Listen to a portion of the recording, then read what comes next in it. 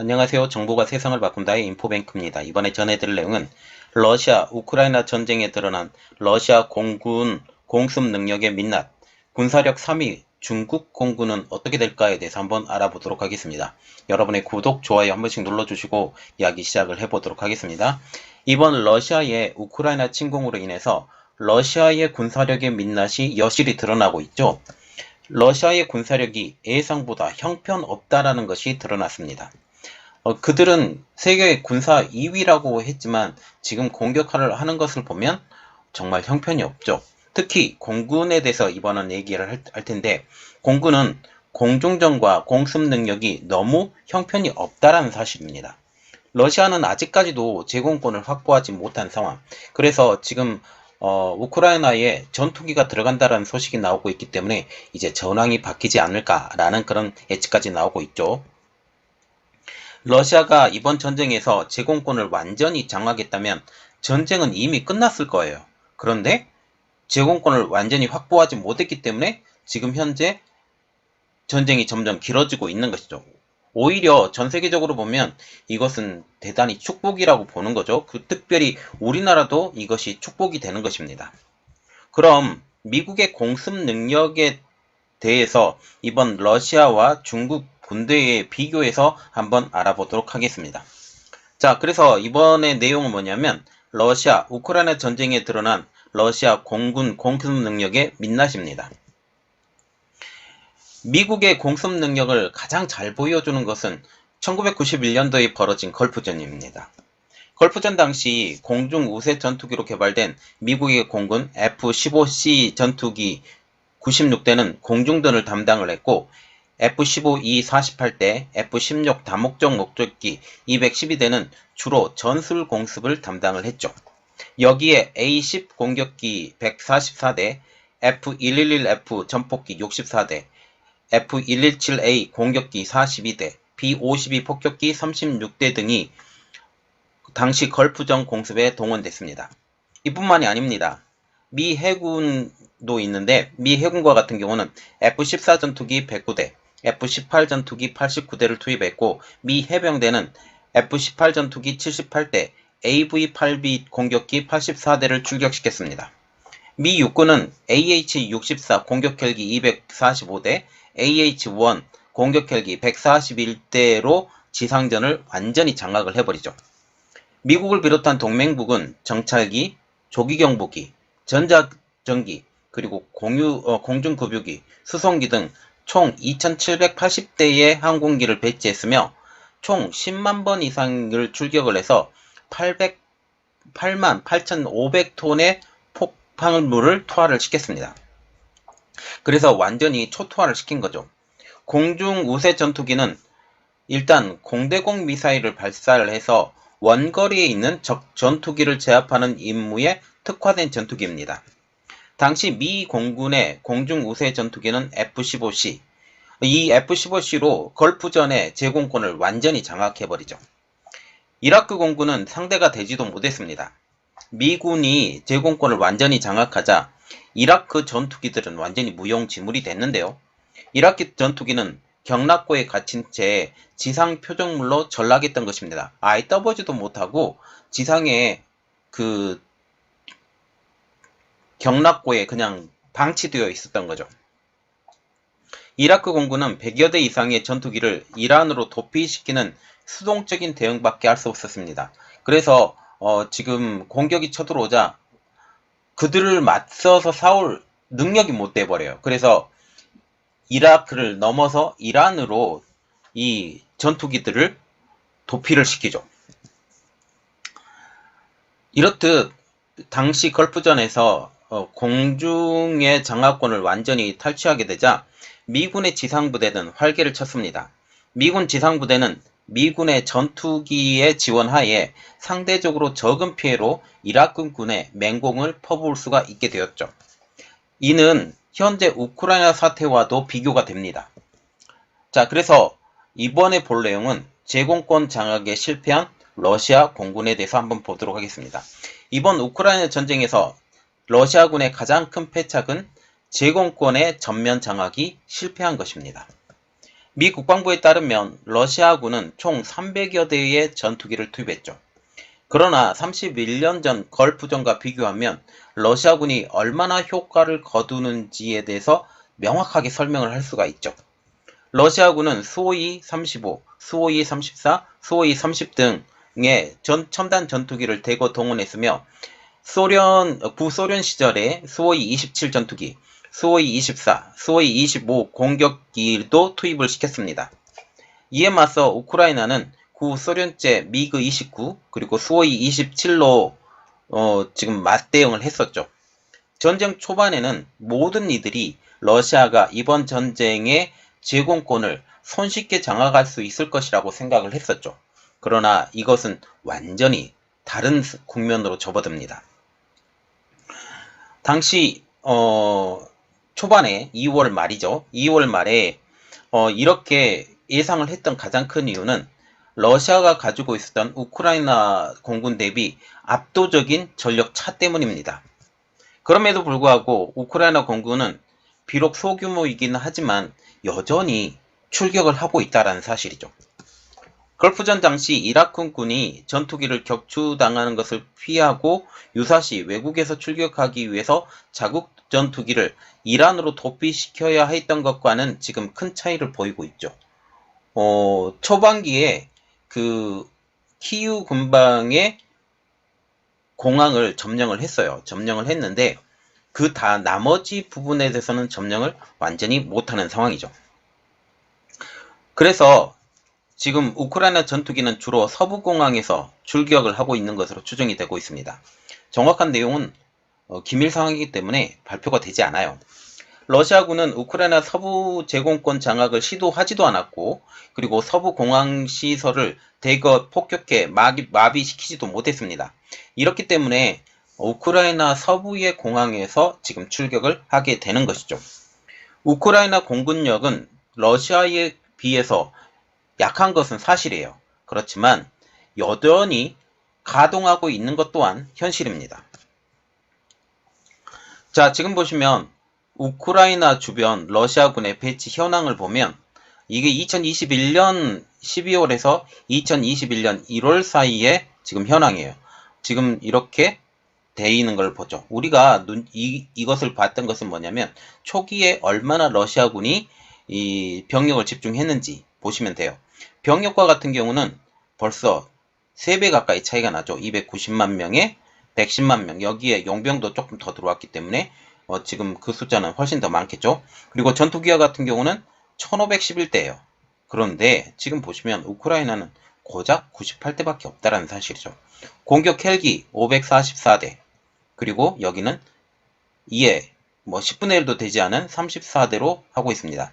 탱크도 마찬가지예요. 5분의 1도 안 됩니다. 지금 5분의 1 정도밖에 안 되는데 12,240대. 그리고 탱크와 같은 경우는 2,596대.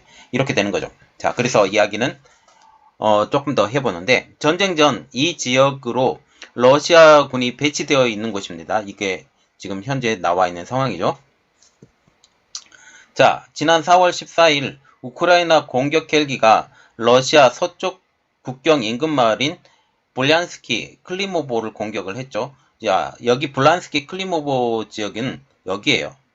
지금 현재 국경선이 이렇게 딱 그려져 있는데 국경선 바로 윗지역, 국경선 바로 윗지역을 공격을 한 거죠. 전쟁 전 이 지역으로 러시아군이 배치되어 있었던 곳이었습니다.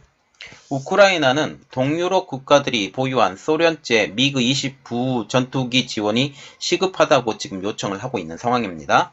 우크라이나 조종사들이 별다른 적응 훈련 없이 바로 적용할 수 있기 때문이죠. 그래서 지금 현재 우크라이나에 지금 전투기들이 들어오는데 이 전투기들이 들어오는 상황을 지금 조금 더 자세히 알아봐야 되지만 지금 구형 전투기들이 들어올 가능성이 높습니다.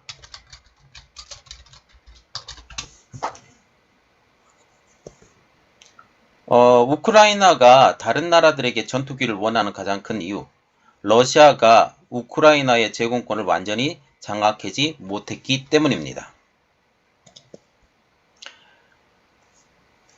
그래서 우크라이나가 이 제공권 다툼을 지금 벌이려고 노력을 했다라는 거죠. 러시아 공군은 공중 우세 전투기 역시 보유하고 있지 않습니다. 공대공을 해야 되는데 공대공에 적합한 전투기가 그렇게 넉넉지 않다라는 사실이죠. 지금 수호이 35, 수호이 34, 30은 모두 소련제 수호이 27을 기반으로 만들어졌지만 지상이나 해상의 목표물 공격이 주된 목표예요. 그래서 공대공은 아니라는 사실이죠. 오히려 구소련제인 수호이 27 전투기가 공중전에 가장 적합합니다. 그래서 수호이 27을 기반으로 만들었지만 지금 지상이나 해상에 공격을 하는, 그러니까 공대지, 공대해 이렇게 공격을 하는 거죠. 미군은 공중 우세 전투기인 F-15C 그리고 F-15D 총 266대를 아직 현역에서 운영하고 있고 후기형인 F-15E는 다목적 전투기로 개발을 해서, 말하자면 다목적 전투기라는 것은 공중 우세 전투기도 되지만 그리고 해상과 육지도 공격할 수 있는 다목적 전투기로 지금 165대가 현역에 배치된 상황. 또한 5세대 공중 우세 전투기인 F-22를 2005년부터 도입을 해서 현재 총 178대를 운영하고 있습니다. 러시아는 현대화된 공중 우세 전투기가 없을 뿐더러 4세대 전투기 전력도 미국과도 큰 차이를 보이고 있는 상황이죠. 러시아의 5세대 전투기인 수호이 57은 최근에야 인도되기 시작을 해서 지금 러시아와 우크라이나 전쟁에 투입이 돼야 되지만 전쟁에 투입되지 않고 있는 무용지물인 지금 전투기라는 사실이죠. 그런데 미군의 5세대 전투기 F-35 다목적은 지금 벌써 450대나 달합니다. 미국은 현역인 F-16 전투기 934대와 FA-18 전투기 일부를 F-35로 대체할 계획으로 있어서 지금 미국이 러시아와 공격을 해보면 공중기에 대해서 완전히 차이가 많이 난다는 사실이죠. 모든 내용을 종합해보면 러시아군 전투기는 성능과 규모 면에서 모두 미군과 필적하기 어렵다는 사실이죠. 이렇게 되면 미국과 러시아가 전면전을 한다, 핵전쟁 없이 전면전을 한다 하면 완전히 공중전화가 누가 된다? 러시아가 되지 않고 미국이 된다라는 것을 알 수가 있죠. 또한 우크라이나 전쟁에서 보여준 러시아군의 전투기의 성능은 지금 충격 그 자체인데요. 자, 그래서 이번에는 알 내용, 정교한 공습 못한 러시아 전투기, 공습에도 파괴되지 못한 우크라이나 방공 통신 체계입니다. 이번 우크라이나 침공으로 러시아 공군의 공습 능력이 여실히 드러났습니다. 미 국방부가 집계한 러시아군 전투기 출격 횟수는 하루에 고작 150에서 300회 정도. 러시아군 전투기는 주로 지상 목표물 공습을 주로 시행을 하고 물론 우크라이나가 공대공으로 맞붙을 일이 거의 없기 때문에 지상과 그리고 해상에서의 전투기만 있으면 되는 것은 그거는 맞는 말이죠. 그러나 31년 전 걸프전과 이라크전에서 미국이 보여준 정교한 공습에도 완전히 미치지 못하는 상황. 가장 큰 이유는 미흡한 정보 때문인데요. 그것은 바로 공습 성과로 나타났습니다. 전쟁 초기 러시아가 발사한 미사일은 우크라이나 방공 시스템이나 지휘 통신 시스템을 파괴하지 못했어요. 그래서 우크라이나 안에서 모든 통신시설이 자유롭게 운영되는 것을 알 수가 있죠. 우크라이나 방공망과 통신망은 현재까지도 상당 부분 그대로 가동되고 있습니다.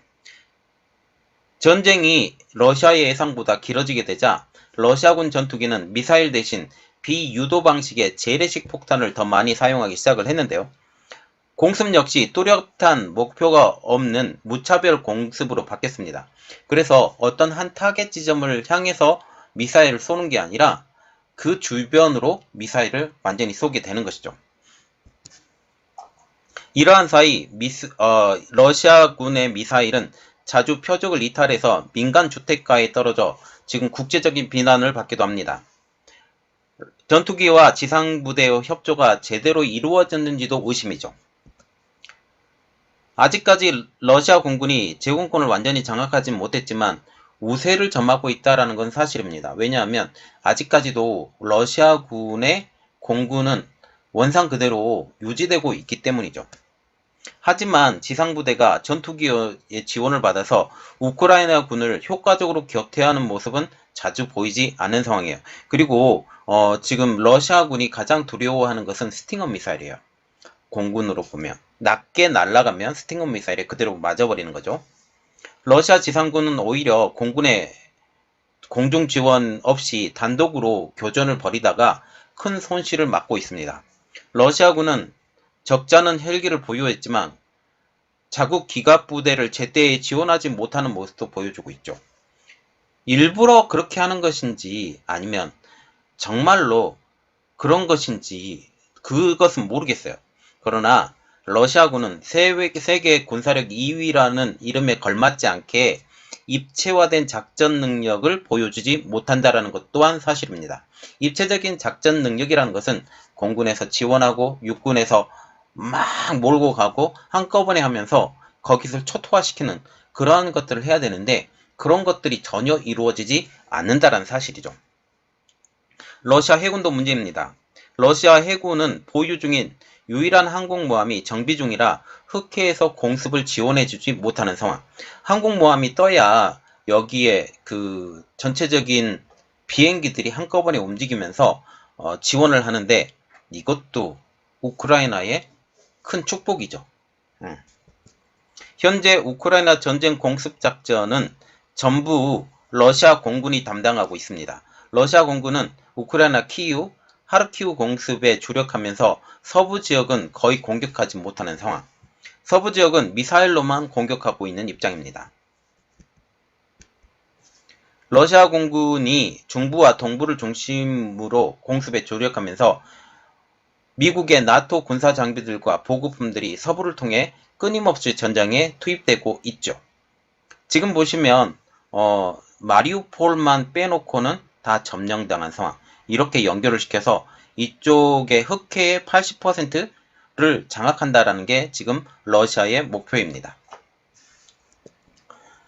러시아군의 4세대 전투기는 우크라이나 방공 시스템에 의해 끊임없이 격추되고 있고 미군의 FIM-92 스팅어 지대공 미사일 그리고 영국의 스타스트릭 미사일은 러시아군 헬기를 위협하고 있습니다. 인터넷에서도 러시아군 헬기가 추락을 면하려 미사일을 교란하는 성광탄을 터뜨리며 이륙하는 모습도 여러 번 포착이 되었죠. 러시아 해군도 문제입니다. 지금 러시아 해군이 보유하고 있는 항공모함이 공습에서 하고 있습니다. 그러면 우리가 생각을 해야 될 게 지금 러시아군만 이러느냐? 물론 중국의 공군도 마찬가지라는 사실이죠. 중국 공군도 러시아와 별반 다르지 않을 것으로 보이고 있습니다. 북한의 ICBM 미사일 기술이 러시아 미사일을 제작했던 우크라이나에서 이전받았던 것이라는 사실은 너무나도 잘 알려져 있죠. 마찬가지로 중국의 전투기 기술 역시 구소련의 기술을 기반을 두고 있습니다. 중국은 소련이 제공한 미그 21 전투기를 통해서 전투기 개발 정비 기술을 획득했죠. 하지만 소련과의 관계가 악화되면서 중국의 전투기 기술 발전은 중단되고 말게 됩니다. 중국 인민해방군의 젠 7, 8 전투기는 미그 21 전투기를 모방해서 일부 개선한 기종일 뿐이죠. 중국은 젠 10 전투기는 자체 개발을 했다고 주장을 하지만 이스라엘 라비와 매우 유사합니다. 라비는 프랑스의 미라주 기술을 도입해서 만든 전투기죠. 소련이 무너지고 러시아가 들어온 후에 중국은 러시아와의 관계를 정상화해서 수호이 27 생산 라인을 도입합니다. 이렇게 탄생한 전투기가 젠 11. 중국은 이후 수호이 30을 도입한 뒤에 이를 모방해 젠 16 전투기를 탄생을 시켰고 이 전투기는 현재까지도 중국의 주력 전투기가 되면서 지금 150대가 운용 중입니다. 중국은 수호이 37 전투기를 24대 구매를 했지만 이 기종은 모방하지 않은 상황. 자국산의 엔진 성능 문제 때문에 모방할 수가 없었어요. 중국은 러시아산 항공기 엔진을 대량으로 지금 현재 수입하고 있습니다. 자국에서 생산하는 엔진 성능이 떨어지기 때문이죠. 중국은 일부 장비를 러시아의 기술력보다 앞섰다라고 주장을 하지만 아직 실전에서는 검증되지 못한 상황. 그래서 러시아의 기술력을 앞섰다라는 것은 거의 뻥일 것 같고, 러시아의 기술보다 떨어졌으면 떨어졌지 더 높지는 않은 상황으로 보이고 있죠. 또한 핵심 부품도 서방에서 수입됐을 가능성이 높습니다. 중국의 젠20 전투기는 미국의 F-22 전투기를 모방했지만 아직까지도 양산되지 못하고 있는 실정. 엔진 성능의 미달 때문이라고 추측되고 있죠.